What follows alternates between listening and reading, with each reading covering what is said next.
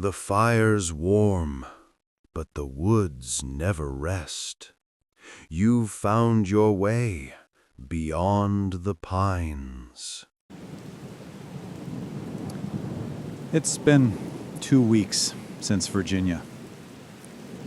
2 weeks of pretending we could go back to normal. Whatever that means anymore. Mia keeps telling me to rest, but I can tell she's just as wired as I am.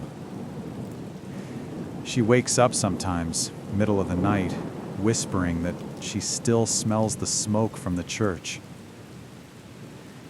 I hold her until she calms down, and we both pretend that makes it better. Ruby and Evan took off for a while. They needed space. Sam's been staying with us. She says it's because my coffee's stronger, but we both know it's because none of us sleep well anymore. Every night feels like waiting for something to happen again. That night, the rain had been going on for hours, the kind that makes everything sound softer than it is. Mia had finally fallen asleep next to me when Sam's phone buzzed.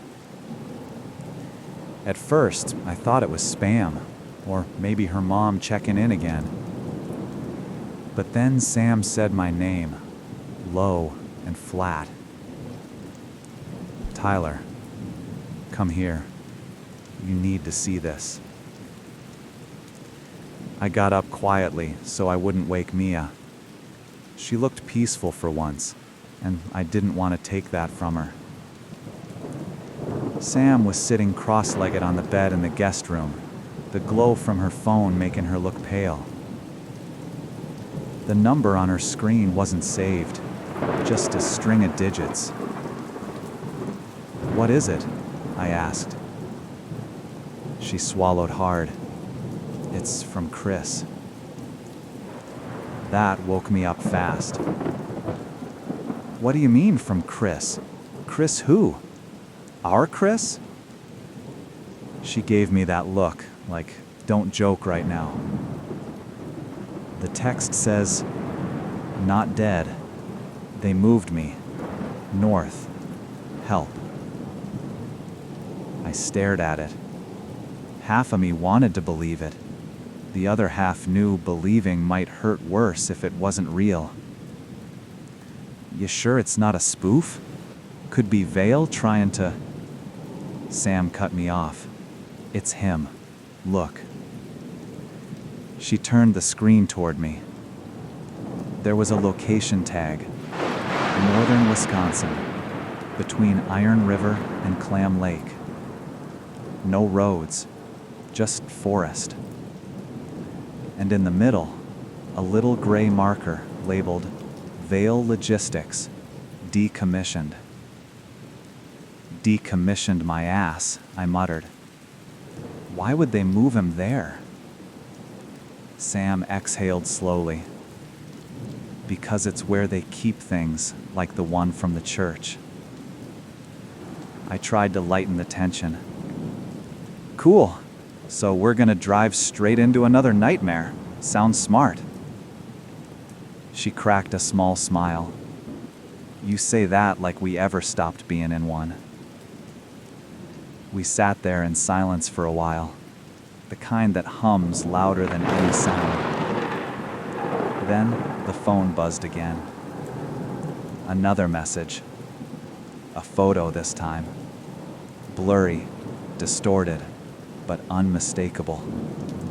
Chris, strapped to a gurney, fluorescent light overhead, and behind him, a metal tag on the wall that read, Lupine 7. "What the hell is Lupine?" I asked. Sam's voice barely came out. Project name. I felt the air go still. I looked at the photo again. Chris looked thinner, drained. His eyes were open just enough to know he was aware and scared. It hit me right then. If he's alive, We can't leave him.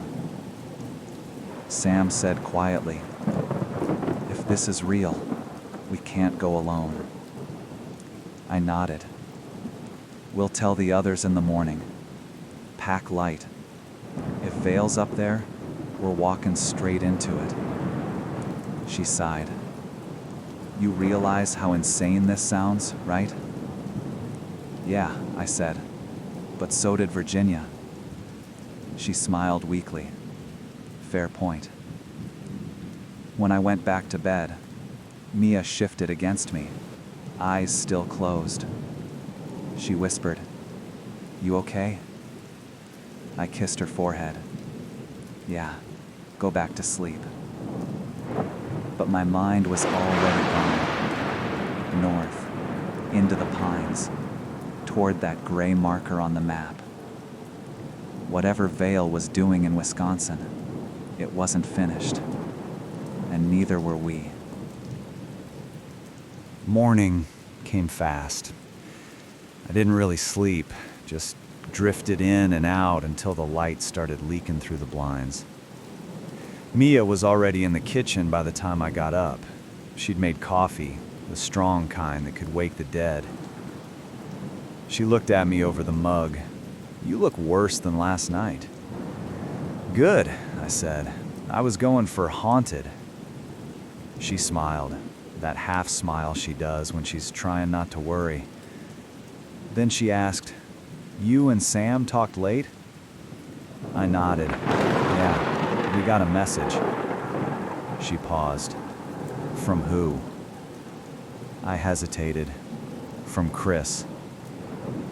The silence that followed hit like a brick. Mia set her mug down slowly. "You mean Chris who's gone?" I showed her the phone, the messages, the picture. Her eyes scanned the screen twice before she spoke. "Tyler, this could be Vale. They've used fake messages before. You said it yourself." "Yeah, but the photo. Mia, it's him. And look at that tag behind him. Lupine 7. That's a Vale designation. Sam said the site's in northern Wisconsin." Mia leaned back in her chair, running a hand through her hair. "You're saying we drive into another Vale site based on a text from a number we can't trace?" I sighed. "I know how it sounds, but if there's even a chance he's alive, I'm not ignoring it." She studied me for a long moment, then shook her head with a small, tired laugh. "You realize how impossible it is to say no when you get that look, right?" Before I could answer, the door opened and Sam walked in, wrapped in a blanket and holding her own coffee. "Morning," or whatever we're calling this. Mia turned to her. "You okay?" Sam shrugged. "Define okay?" I dreamed about Virginia again, but this time the church was still burning, and we were all inside. Mia frowned softly. "Hey, don't do that to yourself." Sam gave a dry laugh. "I'd rather dream of fire than deal with this in real life." She glanced at me. "So, are we telling the others, or what?" I nodded. "Yeah, Ruby and Evan need to know. I'll text them." Sam raised an eyebrow. "You think they'll say yes after the last mess?" "Probably not," I said. "But we don't really do smart decisions around here." That got a small laugh out of all three of us, the kind that comes from being too tired to care. A few hours later, Ruby and Evan showed up, still half asleep but curious.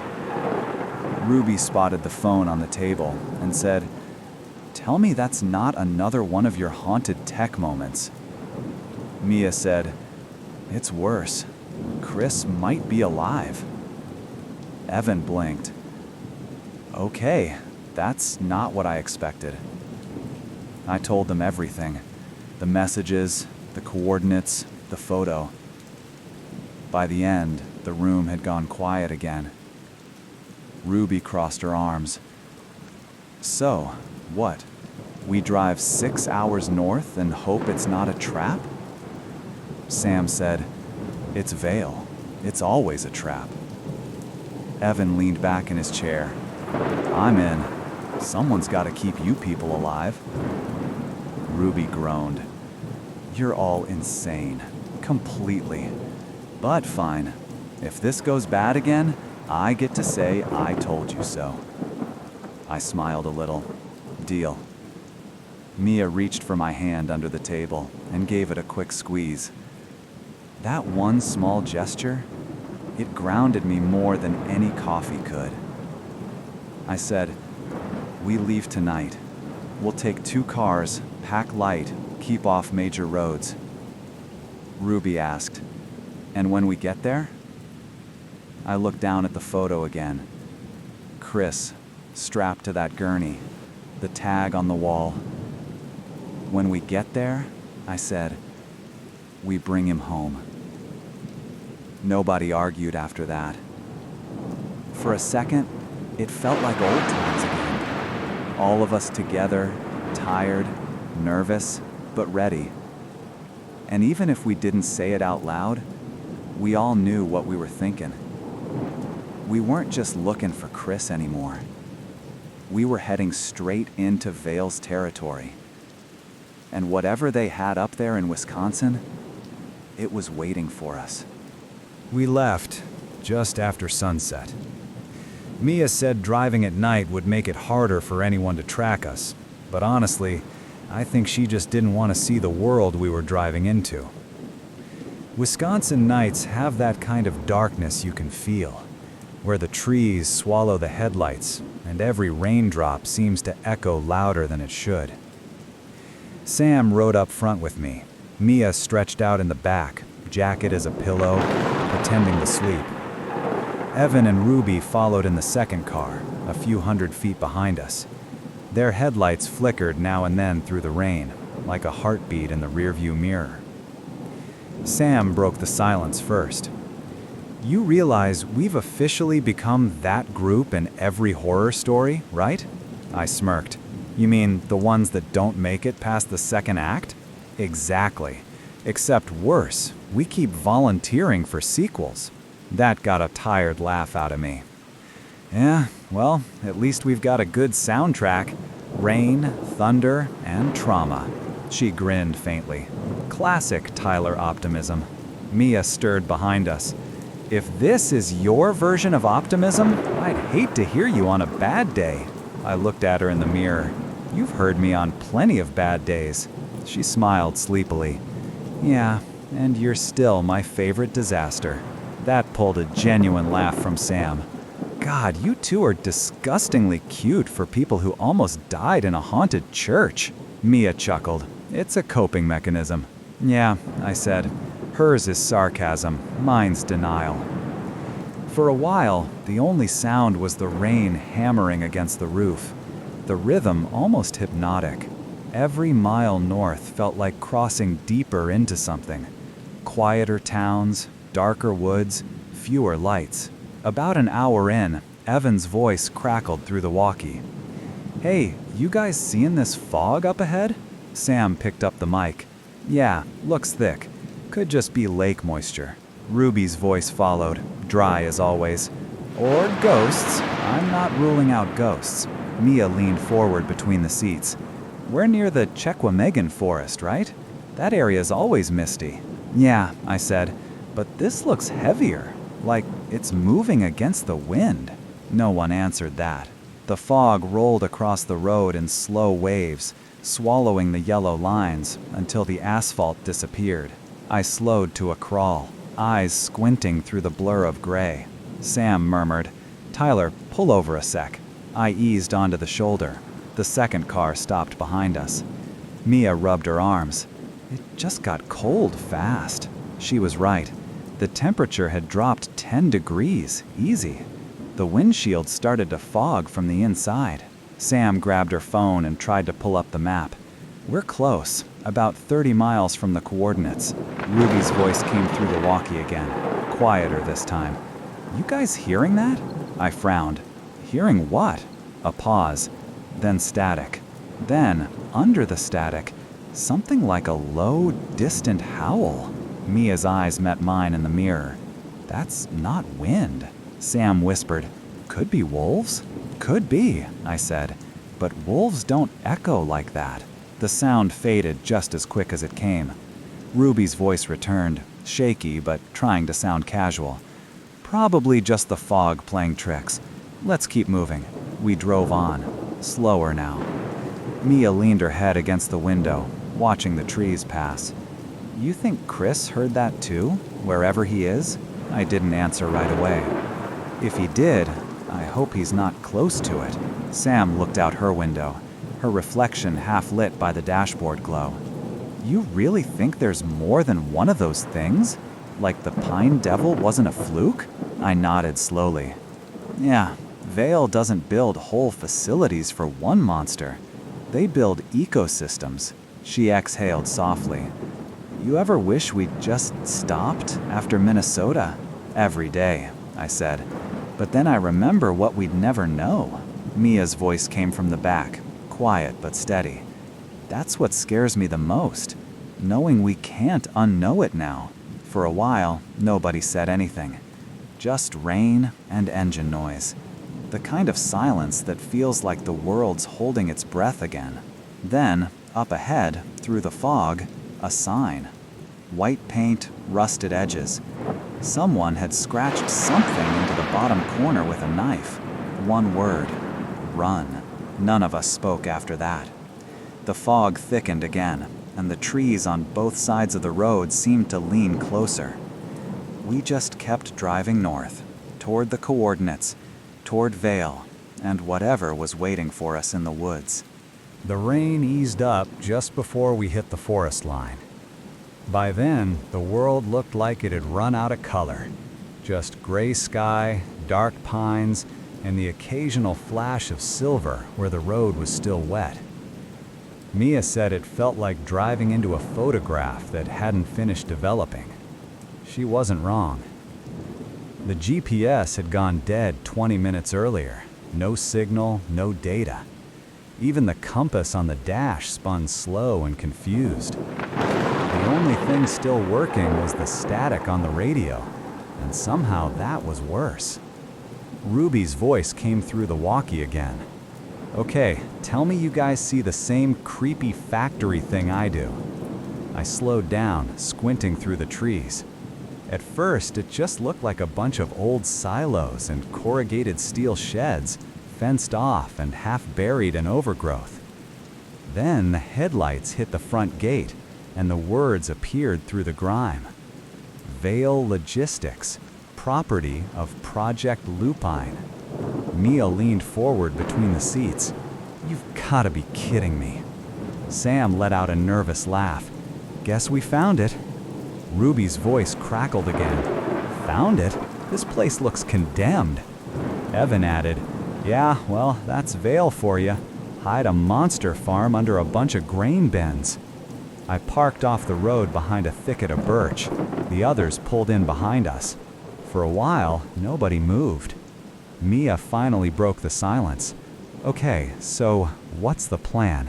Please tell me it's not walk straight in and die." I smiled faintly. More like walk straight in and try not to die. Sam rolled her eyes. "That's inspiring, thanks." Evan got out of his car, stretching. "Place looks dead. No lights, no security cameras. They probably pulled out weeks ago." Ruby muttered, "Or they want it to look that way." Mia zipped up her jacket. "If we're going in, we stick together this time. No splitting up for cool exploration shots. Got it?" I nodded. "Yeah, we move slow, stay quiet, and get inside before dark." She raised an eyebrow. "Tyler, it is dark." "Then we're right on time." That earned a nervous laugh from Sam. Even Ruby cracked a smirk. We crossed the gate on foot. The sign hung loose on one hinge, squeaking just enough to make us all tense up. The place smelled like wet metal and rust. Every step on the gravel echoed too loud, like we were walking through someone else's dream. Mia whispered, "You think Chris is really down there?" "I think he was," I said. "The question is if he still is." Evan pointed his flashlight toward a main building. Big, rectangular, windows boarded from the inside. One of the doors hung open slightly, as if waiting. Ruby said quietly, "I hate when doors do that." Mia nudged her. "You hate everything creepy." "That's because creepy things usually kill people," Ruby replied. Sam glanced at me. "You hearing that?" I tilted my head. Faint hum, like a generator buried somewhere below. Old power lines still ran into the ground behind the silos. "They left something running," I said. Evan frowned. "You think that's the containment grid?" "Could be," I said. "Or climate control. Either way, it means they didn't really leave." Mia's hand found mine, just for a second. Cold, trembling slightly. "Whatever's down there, let's just get Chris and go," she said. I nodded. "That's the plan."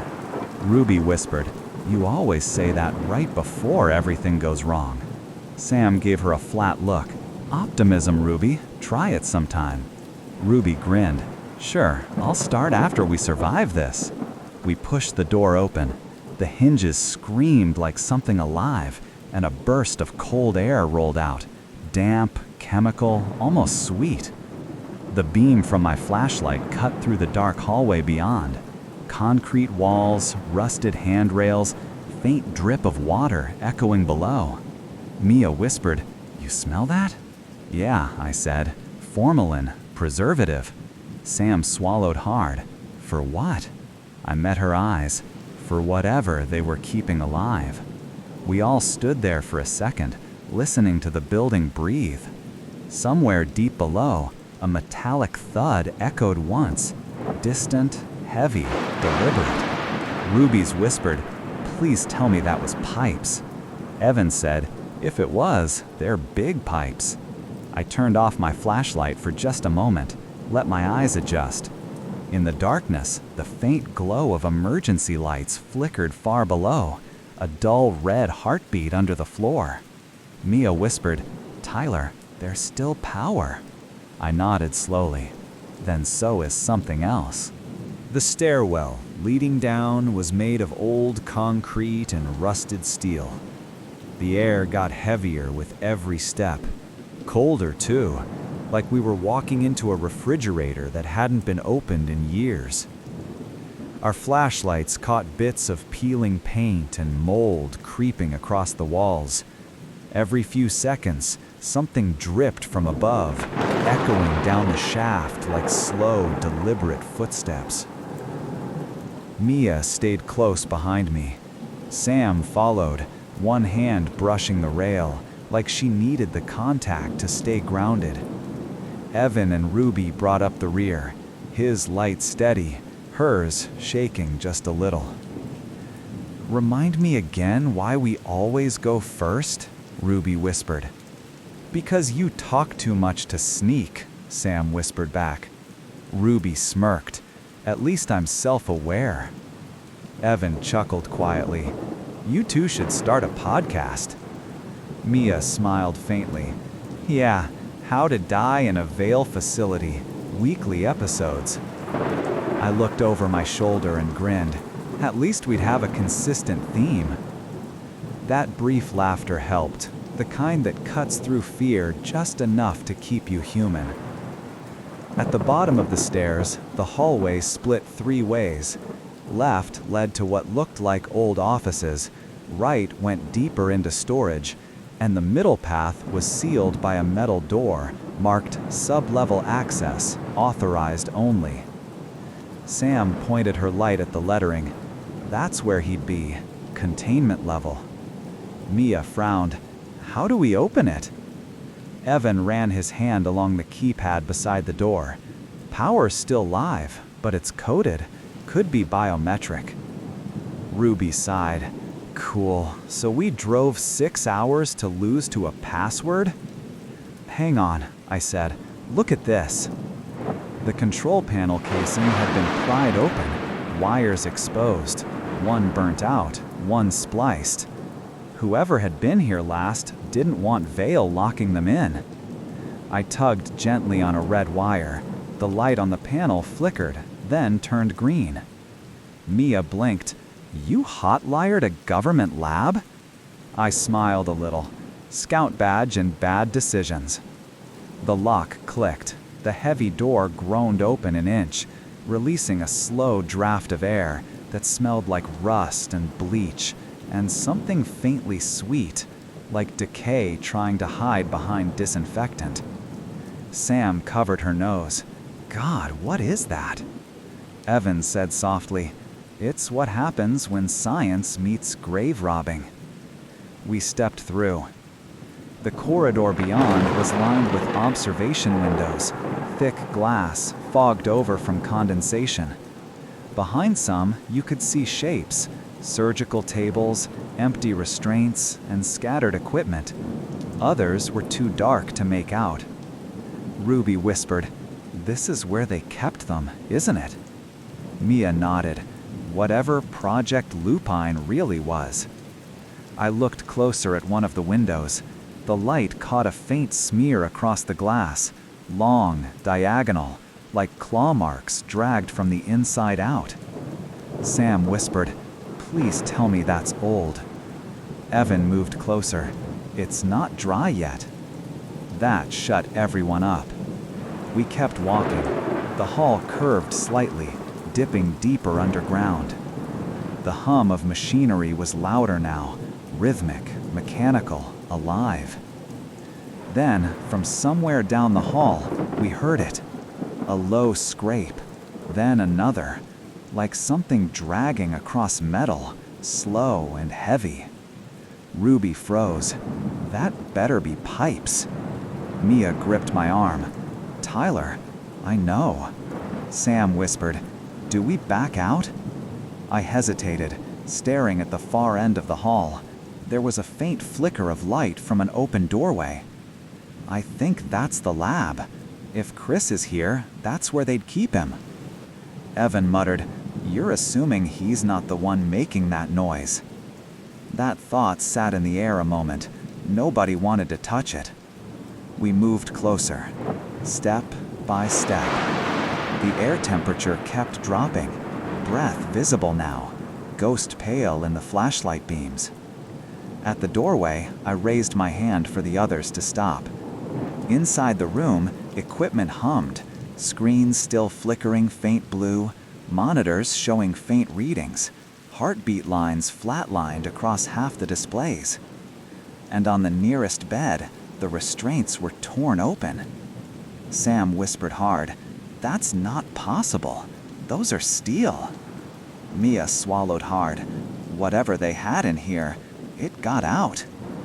Ruby took a step back. "Then we should get out too." Before I could answer, a faint sound came from the vents above us. Wet breathing, slow and rhythmic, followed by a deep growl that vibrated the air. We all looked up at the same time. The vent cover was bent outward. Something had forced its way through. And pressed into the dust along the floor below were tracks. Not shoes, not boots. Clawed. And they weren't from one creature. There were at least 3 sets. Mia's voice was barely a whisper. "Tyler." "Yeah," I said quietly. "We're not alone down here." We stood there for what felt like forever, the silence between us heavier than any sound could be. Somewhere in the dark, a metal door slammed, echoing through the sublevel like a heartbeat. And that's when I realized something else. The generator hum wasn't random. It was pulsing. Timed. The deeper we went, the more it felt like the building itself was breathing. Every pipe hissed. Every vent exhaled cold air. The lights overhead flickered in slow intervals, on for 5 seconds, off for 2, just enough to make it feel like the dark was blinking at us. We reached the main lab. Rows of shattered containment units stretched across the floor, Thick glass domes cracked and leaking pale fluid that smelled like copper and ammonia. Charts and notebooks were scattered across a nearby desk, water damaged but still legible. Mia stepped around one of the broken tanks, her voice soft. They were growing something in these. Ruby squinted through her flashlight beam. Growing? Like clones? Sam leaned in closer, scanning a torn label on one of the tanks. No, these are graft cultures. See this? Lupine Subject Tissue Integration Test Batch 12. They were trying to make them. Evan exhaled slowly. Jesus, Vale wasn't just studying the Dogmen, they were building more. I found a file folder half-soaked near the base of the console. The paper was warped, but the header was clear. Project Lupine, Phase 3, Adaptive Hosts. Mia came over. What's that mean? I turned the page and read aloud. Cross-species genetic sequencing, behavioral retention, host viability under stress. I stopped. They were testing people. Sam's voice broke a little. People like Chris. No one said anything after that. The air hung thick. Fear, disgust, disbelief, all mixed together. Evan finally said, "You think he's one of their test subjects?" I shook my head. No, he was their control. He's the reason they started Phase 3. Ruby frowned. What do you mean? I flipped to another page, a lab memo dated a week after Chris disappeared. Subject C47 exhibits unusual resonance to existing lupine specimens, suggests direct exposure for cross-reactivity analysis. Sam swallowed. C47. Chris. Mia put a hand on my arm. If that's true, he's not just trapped here, he's part of it. That realization hit harder than I expected. All this time, we'd been trying to save him, and he might already be something Vale changed. Before I could say anything, Ruby's light caught a set of claw marks carved deep into the wall beside one of the empty chambers. 4 long grooves, and underneath them, scrawled in something dark, maybe grease, maybe blood, were 2 words. Stay low. Ruby's voice trembled. Who wrote that? Evan said quietly, someone who didn't listen to their own advice. Sam moved toward the far side of the lab, where a steel corridor extended into darkness. At the end was a heavy door with a small window. The glass was fogged, but I could make out movement behind it, slow, rhythmic breathing. She whispered, "Tyler, there's someone in there." We all crowded around. The nameplate above the door read, Containment Cell 7A, Subject C47. Mia whispered, "That's him." My heart kicked hard enough to feel in my throat. I wiped the fog from the glass and shined my light inside. Chris was sitting against the far wall, knees drawn up, head down. He looked thinner, bruised, his hair longer, but it was him. The room flickered with emergency light, every pulse making him look a little more ghost than man. "Chris," I said under my breath. He didn't move. I tried the intercom button beside the door, but it was dead. The manual lock looked jammed, like someone had tried to break it from the inside. Sam whispered, "We have to open it." Mia grabbed her wrist. "Wait, look at him." We watched. Chris's breathing was shallow, uneven, but every few seconds his shoulders twitched, like he was reacting to something we couldn't hear. Evan pointed at the corner of the room. "What's that?" I followed his light. There were claw marks along the metal walls, deep, fresh, too fresh. Ruby said softly, "If he's been locked in there alone, what did that?" No one answered. I moved closer to the glass. Chris. He lifted his head, slow, like it hurt to move. For a moment, he just stared at us. His eyes were bloodshot, his face pale, but he recognized us. Then he shook his head, not at me, at all of us. Mia whispered, "What's he?" He raised his hand, trembling, and pointed to the ceiling. Then the intercom speaker above us crackled to life on its own. A distorted voice, faint, mechanical, male, not Chris. Someone else. Containment breach detected. Sub-level lockdown initiated. The lights flickered red. The door behind us sealed with a heavy clang. And that's when we heard it again, the same low breathing from the vents. But now it was louder, closer. Chris was still pointing upward. His mouth moved. This time, I could read it.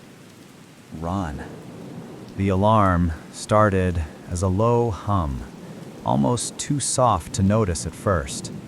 Then it grew louder, sharper, until the walls themselves seemed to vibrate. The red emergency lights began to pulse in time with it, washing the hallway in waves of color that made everything look like it was bleeding. Mia grabbed my arm. "Tyler, what's happening?" Before I could answer, the voice came again through the intercom, glitching, stuttering, looping words between bursts of static.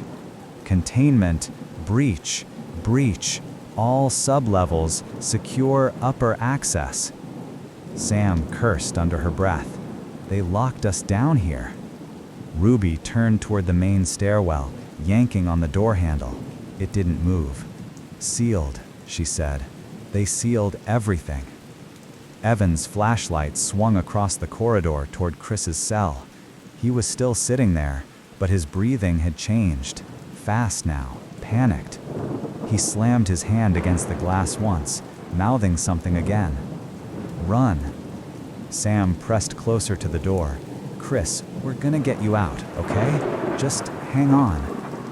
He shook his head violently, pointing again, this time down the corridor toward the lab we'd just come from.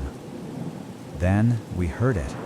A metallic scrape, then another, then the sound of glass breaking somewhere in the dark. Ruby whispered, "Please tell me that's more alarms." Evan swallowed hard. "That's not alarms." The emergency lights flickered, and in that split second of brightness, I saw movement, something large and fast slipping past the end of the hall. Too tall for a person, too wrong in its motion. Mia whispered, "Oh my God." Then the power went out completely. Darkness swallowed everything except the weak beams of our flashlights. I felt the air shift, a pressure drop, like the room itself exhaled. And underneath it, faint breathing, wet, deep, close. Sam whispered, "How many?" I scanned the hallway. At least 2, maybe more. Ruby muttered, "Perfect. We're appetizers." I forced a whisper. "Stay behind me. We move slow. Stay quiet," and a sound cut me off. Metal clanging against the floor. A vent cover hitting concrete. Something had dropped from the ceiling behind us. Mia turned just in time to see it move. A blur of limbs and muscle, hunched low but taller than any man. Its eyes caught the flashlight beam for an instant, yellow, reflective, animal, before it vanished into the dark again. Mia whispered, "Oh my God." Then the power went out completely. Darkness swallowed everything except the weak beams of our flashlights. I felt the air shift, a pressure drop, like the room itself exhaled, and underneath it, faint breathing. Wet, deep, close. Sam whispered, "How many?" I scanned the hallway. At least 2. Ruby muttered, "Perfect. We're appetizers. Evan whispered, "Go, now." We turned down the service tunnel, the narrow one lined with pipes and broken conduit. The creatures didn't chase right away. They followed, pacing, testing the echo of our steps. We hit a bend in the hall where a heavy maintenance door was wedged half open. I shoved it, shoulder first.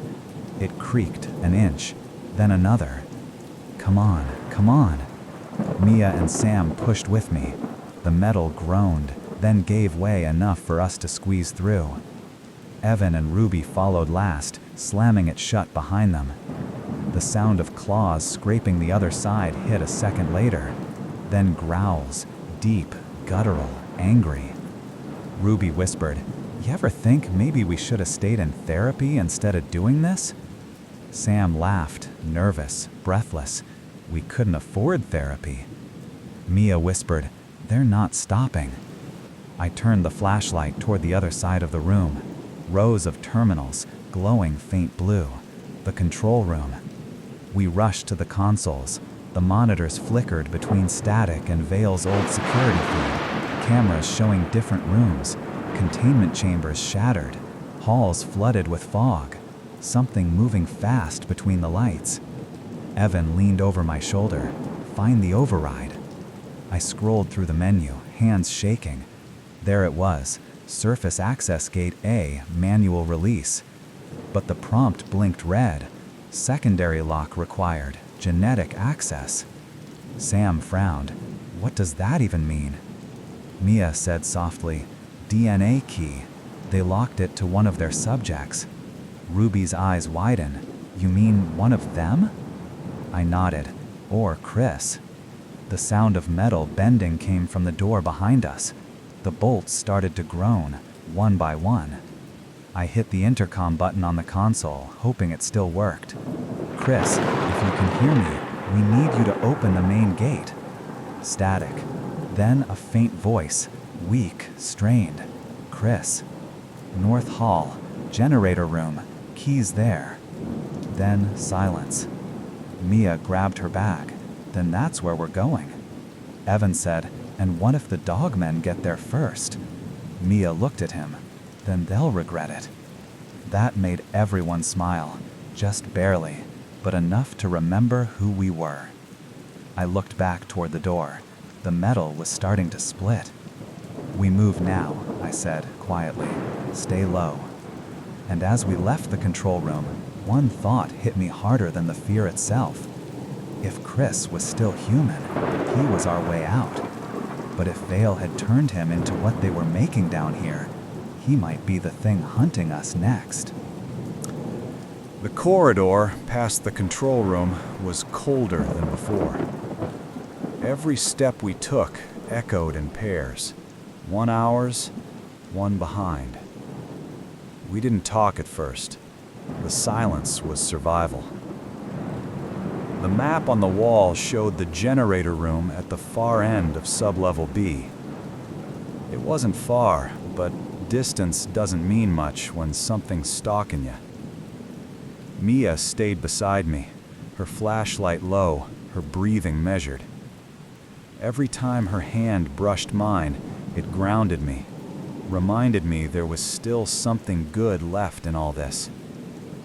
Behind us, Ruby whispered, "Okay, I know we're supposed to stay quiet, but somebody please tell me how generator room doesn't just translate to death trap." Evan whispered back, "Because it's our only exit." "Cool," Ruby said. "Love that for us." Sam murmured, "Guys?" We all froze. The sound came again, claws on metal. Then a low growl, rolling like thunder through the vent above us.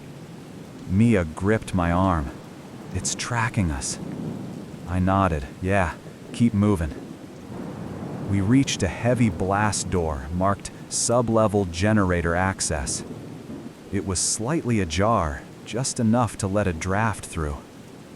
Evan muttered, "That's convenient." "Too convenient," Mia said. Sam peered through the gap. No movement. I pushed it open just enough for us to slip through. The room beyond was massive. Industrial pipes, humming transformers, and a central generator the size of a small car. The only light came from the dull blue glow of the console. Mia whispered, "Chris said the key was in here." We split up, slowly. Evan checked the far cabinets. Ruby crouched near a toppled toolbox, rummaging through scrap. Sam went to the console, scrolling through Vale's interface. I stayed with Mia, scanning the workstations. She picked up a clipboard. "Tyler, look at this." The paper was stained, but readable. "Subject integration results, Phase 3. Underneath, a handwritten note. "Key encoded. Subject C47 shows response. Containment unstable." I frowned. "So the key's biological. It's in him." Mia whispered, "Then we have to get to Chris." Before I could answer, the overhead lights flickered. Once, twice. Then a loud metallic crash echoed from the vents above. Evan whispered, "They followed us." Sam's voice trembled. "There's more than one." The air went still. The sound of claws on steel grew louder, from 3 directions now. The vents, the hall, the ceiling. Ruby muttered, "Please tell me someone has a better plan than panic quietly." I pointed toward the far maintenance corridor. "There's another exit, through the coolant tunnel, leads back toward containment, if we can reach it." The vent above us tore open. One of them dropped through, the dust and twisted metal, landing hard on all fours, breath steaming in the cold air. Its chest heaved, ribs rising and falling like bellows. It turned its head toward us, not fast, just deliberate, studying. Its eyes reflected blue light from the console. Intelligent, hunting. Evan stepped forward with a wrench. "Move!" He swung. The thing caught the pipe with its claw, twisted, and threw it across the room like it weighed nothing. Mia grabbed my arm. "Tyler, now!" We ran. Sam and Ruby were already sprinting toward the coolant tunnel. I turned back once. Evan was right behind us, but the creature was faster. It lunged, slamming him against the generator with a sound that rattled my teeth. Mia screamed his name. He yelled, "Go! Just go!" He swung again, this time hitting the creature square in the jaw. It staggered, just enough for him to shove himself free. We reached the tunnel entrance and hauled the door shut. Metal bent under the first hit from the other side. Mia's breathing was shaking hard. "He's right behind us." "I know," I said. "He's buying us time." Sam turned, face pale. "We can't just leave him." Ruby's voice cracked. "He told us to." We ran down the narrow tunnel, single file, water dripping from the pipes overhead. The walls pulsed with light from the red emergency alarms. Behind us, the banging stopped. Mia whispered, "You think he made it?" I didn't answer. Sam looked back, tears catching in the flicker. "Tyler." "We keep moving," I said quietly. "If we stop, we all die." At the end of the tunnel, another set of doors waited, labeled Containment Access. And through the small viewing window, faint blue light spilled from the other side. The same light that filled Chris's cell. Ruby whispered, "Tell me we're not going back there." I nodded. "We have to. The key's with him." Mia grabbed my hand. "Then let's finish this." The door opened with a hiss. The air was cold again, heavy, chemical, and still. We stepped back into the containment corridor where it all started. Except now, the cell that held Chris was open. The restraints inside hung loose, and the faint blue light flickered across empty walls. Mia whispered, "He's gone." Sam's voice was almost a breath. "Then where is he?" Somewhere behind us, from deep in the dark, came the sound of footsteps, slow, human, and then a voice, hoarse, quiet, but familiar. Tyler? I turned toward the sound. Chris was standing in the doorway at the far end of the hall, barefoot, shaking, eyes dark and distant. He looked alive, but something in the way he moved told me he wasn't the same. For a few seconds, none of us moved. Chris just stood there at the far end of the hallway, half lit by the flickering blue light. Barefoot, drenched, his hospital gown torn at the collar. He looked human, mostly, but something in the way he stood made my stomach knot. His shoulders hunched forward too far. His breathing came out in low, uneven bursts, almost in sync with the hum of the generators below. Mia whispered, "Tyler, that's really him." Sam took a shaky step forward. "Chris, it's us. It's Sam." He didn't answer. He just blinked slowly, like it took effort. Then, finally, his voice, low, hoarse, barely there. "You shouldn't have come." Sam froze. "You sent the message?" He nodded weakly. "I tried. I didn't think you'd follow it here." Ruby whispered, "Yeah, well, we're bad at instructions." Evan wasn't with us. The thought hit me again like a punch, but there wasn't time for grief. Not yet. I stepped closer. "Chris, what did they do to you?" He looked down at his hands. His fingers trembled, not from weakness, but restraint, like he was holding something back. When he spoke again, it sounded like a confession. "They made me hear them." Sam frowned. "Hear who?" "Them. The ones in the tanks. The ones they made. The ones they let out." Mia whispered, "The Dogmen." Chris nodded slowly. "They're not just animals. They were people once. They wanted to fix what they broke. But Vale?" He stopped. His jaw tightened. He pressed his palms against his temples, like the sound inside his head was too much. I stepped closer, hands raised. "Chris, look at me. Whatever they did, we can fix it, okay? We just have to get you out of here." He laughed softly, not from humor, from disbelief. "You don't get it, Tyler. I'm not locked in anymore because I escaped. They let me out because they needed to see what happens next." Sam shook her head. No, that's not true." Chris looked at her, and for a second, the old version of him flickered through. Kind, steady, protective. "I can feel them," he said. "The others. They're close. They're listening. They know me now." Mia's voice cracked. "Chris, we have to go. Right now. We can still make it to the surface." He smiled, tired and distant. "You don't understand. I can't leave. If I go up there, they'll follow me." Sam's eyes filled with tears. "We came all this way for you. Don't do this, Chris.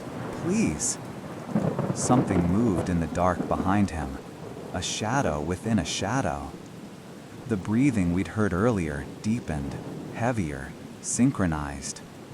Chris turned his head slightly. "They're already here."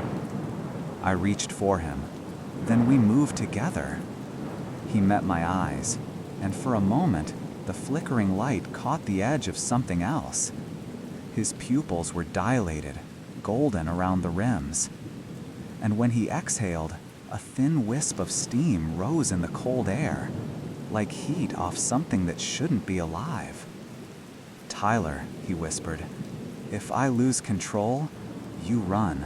Promise me." Mia stepped slowly. "Don't you dare start that again." He smiled faintly. Still stubborn. Still right, she said. Then, from the far end of the hall, one of the dogmen growled, a low, guttural sound that seemed to vibrate in the walls. Chris turned toward it, his back straightening. The growl stopped, instantly, replaced by silence. Sam whispered, "What just happened?" I realized it at the same time she did. They weren't attacking. They were listening to him. Chris looked back at us. "They think I'm one of them." Ruby whispered, "Are you?" He didn't answer, just looked down, ashamed, exhausted, maybe both. Mia whispered, "Chris, we can still fix this." He shook his head slowly. "Not this time." The lights flickered again, red now. The alarms kicked back in. Somewhere above us, the sound of a breach echoing through the facility. Chris flinched. "They're coming," he said quietly, "and I can't hold them back much longer." I reached for him. "Then we'll help you fight." He looked at me, really looked at me, like he wanted to believe that was possible. Then his expression changed. Not anger, something closer to sorrow. "You shouldn't have come," he said again. "I didn't send that message to bring you here. I sent it to warn you." Mia's voice trembled. "Warn us about what?" The answer came from the dark behind him. A chorus of growls. Not 2 or 3 this time, but dozens. Chris whispered, "They're free now." And before I could speak, the emergency lights cut out again, and all that remained was breathing. When the lights went out, everything else stopped mattering. No direction, no sense of space, just breathing, ours and theirs. Mia's hand found mine in the dark. I could feel her shaking. "Tyler," she whispered, "what do we do?" I didn't have an answer. For once, I really didn't. Then Chris's voice came from somewhere ahead, calm, low, like he was talking to ghosts. "Don't move. They see movement first. They smell panic." Sam whispered, "Chris, we can't see you." "I know," he said softly. "That's the point." Something brushed the floor beside me, claws scraping concrete. I froze, barely breathing. Mia's grip tightened so hard it hurt, and I didn't dare move. For a long moment, nothing happened. Then the emergency lights flickered back on, weak, dim, pulsing red. And there they were. 4 dogmen crouched at the edges of the corridor, half in shadow, watching us. Their eyes shimmered amber in the light. Every breath they took came out as a soft growl. Their fur was slick and black, their limbs too long, muscles tensing with every pulse of light. Chris stood between us and them, bare feet on the cold concrete. He wasn't afraid. He didn't even look back. He raised his hand, slow, deliberate, and the dogmen stilled. The hallway fell silent again. Mia whispered, "He's controlling them."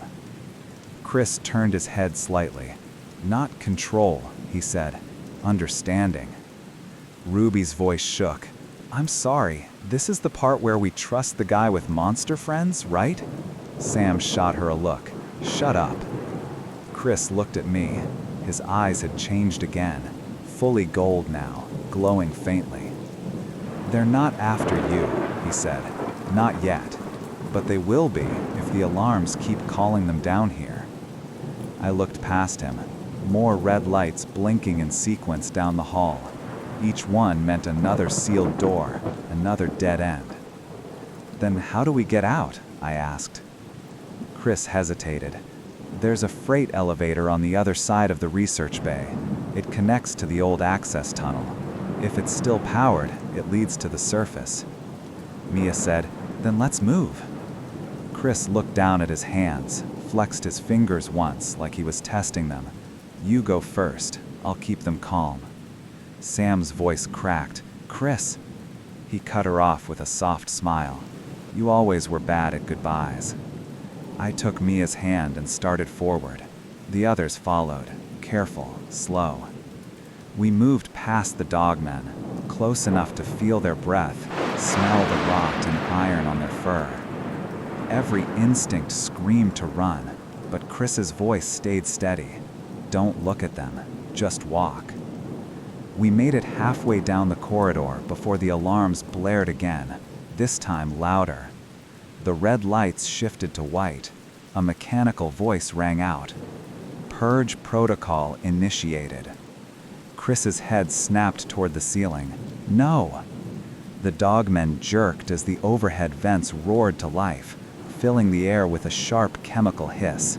Gas. Mia coughed. What is this? Containment measure, Chris said. Vale's cleaning house. Sam grabbed my sleeve. We have to go. Chris, come with us, I yelled. He looked back, torn. They won't let me leave, Tyler. I'm part of it now. Mia's voice broke. Then fight it. You're still you. For a moment, I saw it, the struggle behind his eyes. Then the dogmen roared, all at once. The sound was deafening, primal, pained. They turned toward us, confused, enraged. Go, Chris shouted. I'll hold them. Sam screamed, no, but it was too late. He stepped between us and the pack as the gas thickened. They lunged, and he met them head on, claws against skin, teeth flashing, motion too fast to follow. The red lights stuttered, flickering across a blur of violence and shadows. Mia pulled me back. Tyler, now! I grabbed Sam and Ruby, pushing them toward the far exit. The door to the research bay opened halfway before jamming on the track. We forced it, scraping through one by one. Mia looked back, just once. Through the haze, Chris stood surrounded by 3 dogmen, blood on his hands, eyes still gold. He looked right at her and nodded. Then the light behind him burst in a flash of white, and the door slammed shut. We stumbled into the research bay, coughing, gas burning our throats. Ruby hit the control panel for the freight elevator, but it was dead. Power's gone, she shouted. Mia doubled over, coughing hard. Tyler, what now? I scanned the room, found a side console still faintly lit, a Vale terminal, emergency backup feed running. One screen showed the sub-level cameras, static, smoke, chaos. Another screen showed a map, old service tunnel, north exit, 0.3 miles. I pointed. There, that's our way out. Sam shot her eyes, voice breaking. What about Chris? I swallowed hard. He bought us time. We make it count. The others nodded, silent but resolute. We started for the tunnel, gas thickening behind us. As we moved, the intercom crackled one last time, faint, almost lost beneath the alarms. Chris's voice. Get out. Don't look back. And then it was gone. The service tunnel was colder than the lab, colder than anything I'd ever felt. The air smelled of metal and wet stone, the kind of underground cold that gets into your teeth and never leaves. Our flashlights cut thin cones through the darkness, the beams catching on old pipes and wires that hung from the ceiling like veins. Mia led the way now. She moved like she was running on pure adrenaline, one hand brushing the tunnel wall to stay steady. Sam followed close behind, coughing from the gas that had chased us out of the sublevel. Ruby brought up the rear, limping slightly, but refusing to slow down. Nobody spoke for a while. The only sounds were our footsteps and the faint hiss of air leaking through unseen vents. After maybe 10 minutes, the tunnel started to curve upward. Mia finally broke the silence. How far do you think we've gone? I checked the map on the Vale tablet we'd grabbed.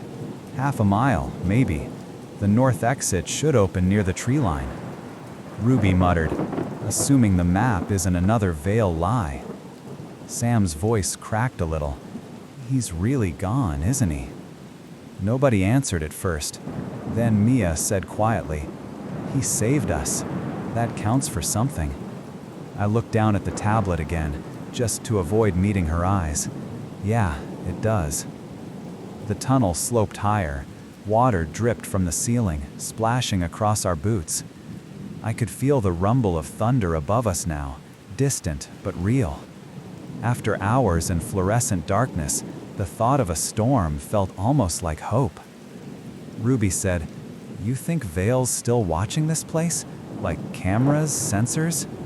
"Probably," I said, "but not for us. They're watching the things they lost." Sam shuddered. "So they'll come looking?" "Yeah," I said, "they always do." A gust of wind hit us from ahead, fresh air, cold and sharp. Mia smiled faintly. "That's outside. We're close." We picked up the pace. The tunnel widened into an arched concrete exit, blocked by a rusted gate. Light filtered through the cracks, dim gray morning, filtered by storm clouds. I shoved the gate once, twice, then kicked it hard. It broke loose with a screech.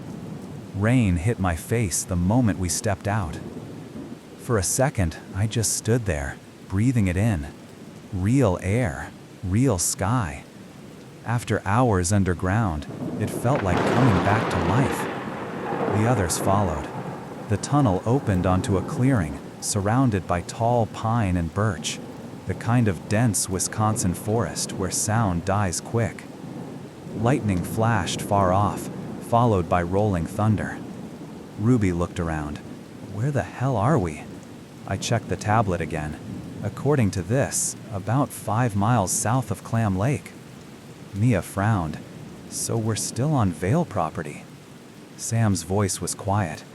"Then where's the facility entrance? We went down an elevator, remember? Shouldn't it be visible from up here?" She was right. From where we stood, there was nothing. No buildings, no fences, no road. Just a wide clearing of churned up soil, as if something huge had been buried and forgotten. Ruby said, "It's gone." Mia shook her head. "No, they covered it. The whole complex." Thunder cracked again, closer this time. The rain was coming harder, soaking through our jackets. I took a few steps forward, scanning the tree line, and then I saw it. At the far edge of the clearing, a black SUV sat half sunk in the mud. No plates, headlights cracked. A Vale Logix logo faintly visible beneath a layer of grime. Sam whispered, "They were still here." I nodded slowly. "Maybe still are." We approached cautiously. The driver's door was open, hanging crooked. Inside, mud streaked across the seat, and the ignition key was still in place. A Vale ID badge dangled from the mirror, name smudged but readable, Dr. R. Halverson. Mia said, "He was the one who ran Project Lupine." I opened the glove compartment. A folder sat inside, waterlogged, pages sticking together. The cover read, "Phase 4 Projection, Lupine Dispersal Zones." Ruby frowned. "Dispersal?" Sam leaned closer. "You mean like multiple sites?" I flipped open the pages. Each sheet was a map. Wisconsin, Minnesota, marked with red dots, dozens of them. Mia whispered, "Oh my God." I scanned the first page. At the top, in block letters, "Active specimens in field test, 23 confirmed, 7 unaccounted." For a moment, none of us could speak. The rain filled the silence. Sam finally said, "They didn't lose control of one creature. They released them." Ruby rubbed her face, voice trembling. "So this wasn't an accident. It's a rollout." Mia's voice was barely a whisper. Project Lupine wasn't about containment. It was about deployment. I folded the pages and slipped the folder into my jacket. "We're taking this with us." Ruby said, "To who?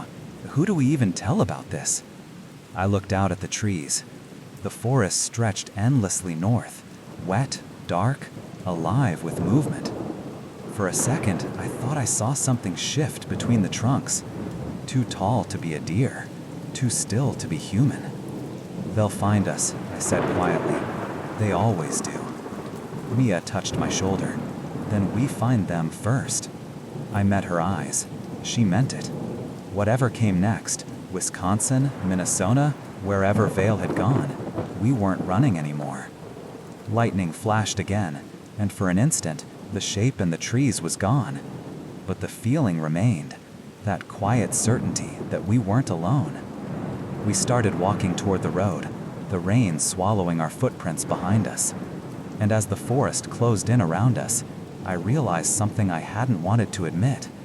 We hadn't escaped the experiment. We were walking straight into the next one. The rain didn't stop. It just changed shape, from a downpour to a slow, steady mist that clung to our clothes and skin. The forest around us was quiet again, too quiet, like the world was holding its breath after everything that happened below. We followed the dirt track that led away from the clearing. The SUV we found was too damaged to drive, and honestly, I wasn't sure I'd trust anything that belonged to Vale. Mia walked beside me, hood up, face pale from exhaustion. Sam trailed behind, staring at the ground, her hands trembling from cold or shock, maybe both. Ruby moved slowest, limping slightly, but still cracking the occasional sarcastic mutter just to keep us from falling apart. Nobody had said Chris's name in over an hour. We didn't have to. It hung between us, unspoken but heavy enough to bend the air. When we finally reached the old county road, the fog had thickened again. Mia pointed down the asphalt, voice soft. "There's a gas station about 3 miles that way. We can call someone from there." I nodded. If the lines still work. Ruby gave a tired half smile. What's the over-under on Vale owning that gas station too? Sam muttered. At this point, I'd believe they own the whole damn state. I didn't disagree. We walked in silence for a while. The sound of rain on the leaves was rhythmic, almost calming, if you ignored the metallic taste still clinging to the back of your throat from the gas. Mia reached out and took my hand. I looked over. She was smiling, small but real. "They're still here," she said. "Yeah," I said quietly. "Barely." She squeezed my hand once. "That counts." Sam stopped walking. "Wait, do you guys hear that?" We froze. At first, it was just the wind. Then a low rumble, faint but distinct, coming from behind us. Ruby whispered, "Please tell me that's thunder." It wasn't. Headlights cut through the mist, two beams swaying slightly as a vehicle approached from the forest road. Mia tensed. "Tyler?" "I see it," I said. The SUV rolled into view, black, clean, with tinted windows and no plates. It wasn't the one we found at the facility. It was new. It slowed as it reached us. For a moment, no one moved. The driver's window rolled down just an inch, enough to hear the hum of the engine, the static of a radio inside. Then a man's voice, calm, even. "You shouldn't be out here." Sam stepped forward, voice shaking with anger. "Who the hell are you?" The voice ignored the question. "You're trespassing on restricted property." Mia snapped. "Restricted? You mean the death lab full of monsters?" There was a pause. Then the voice came again, quieter. "You've seen too much." Ruby raised her hand slightly. "Okay, and that's our cue to leave." The engine revved once. The headlights shifted.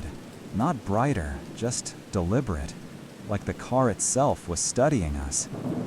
I took a step forward. "If you're Vale, tell your people this isn't over. We have proof. We know what you're doing." The driver's window rolled down another inch. A hand reached out, holding something small and rectangular. It landed on the wet asphalt with a soft thud.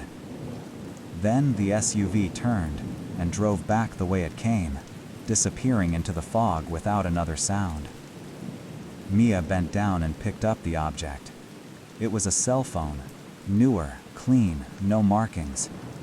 The screen lit up as she held it. One unread message. She handed it to me. "You open it."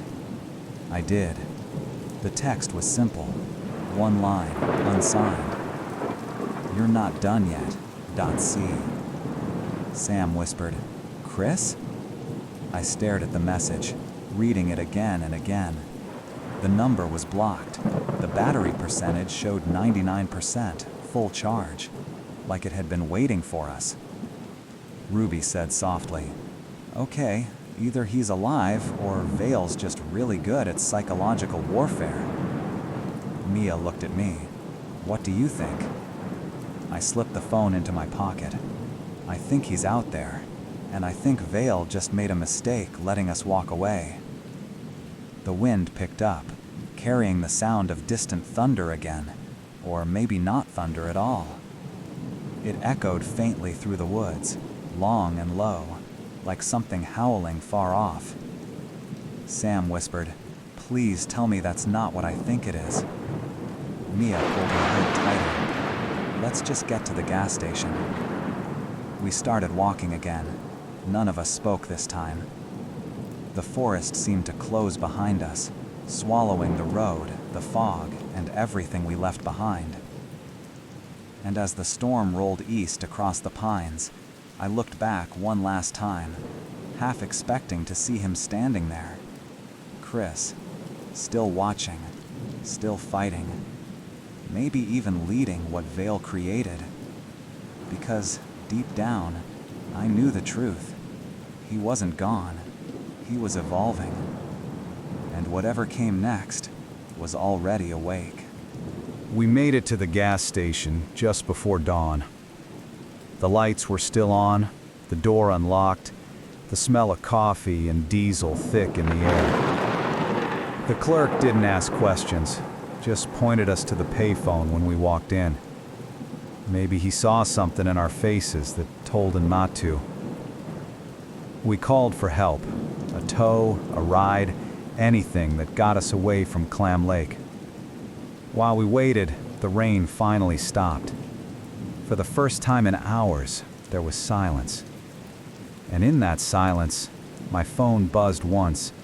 No number, no name. Just a single new voicemail.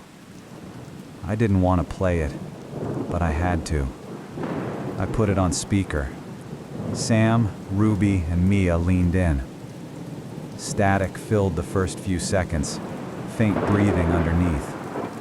Then a voice, rough, familiar. "Chris. Tyler, if you got this, I made it out." He paused, the sound of wind on the recording. "Not the way I wanted, but I'm still me. Mostly." He coughed once, wet, weak. "They think I'm gone, but I'm not. I've seen where they're moving everything. The labs, the trucks, the cages. They're not staying in Wisconsin. They're heading south." Another pause, footsteps on gravel. "Something's happening in the mountains, near the old mine sites. Vale calls it the Appalachian Recovery Project. They're building something there. Something alive." The static flared again, swallowing half a sentence. Then his voice returned, closer to the mic, strained but steady. "Tell Mia I'm sorry. Tell Sam to stay away from the blue lights. They use them to track movement. And if you go after 'em, bring fire. A breath, sharp and heavy. Then a final whisper. I'll find you when I can. Just don't trust the next call you get. It might not be me." The line cut out. For a long time, none of us said a word. Mia just stared at the phone, eyes glassy but fierce. Sam whispered, "He's alive." I nodded slowly. "Yeah." But for how long? Outside, the wind picked up again, carrying the faint smell of pine and rain through the open door. And somewhere far off, so distant I could have imagined it, came a single, long howl. Not angry, not afraid, just calling. I ended the recording and looked at Mia. She said it before I could. "We're going south, aren't we?" I nodded. "Yeah, we are."